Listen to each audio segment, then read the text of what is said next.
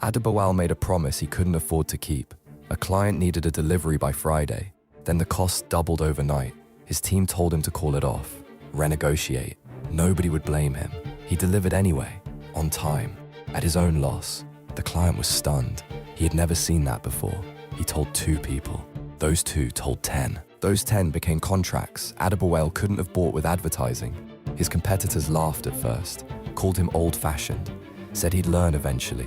He never learned that lesson. What he learned instead was this. Every time he kept his word when it cost him something, people noticed, slowly, then all at once. Younger professionals started calling him, not for business tips, for something harder to find, a reason to trust someone. He always told them the same thing. God makes promises and keeps every single one. That's the standard, not the ceiling. Your word is either worth something or it isn't. Make it worth something.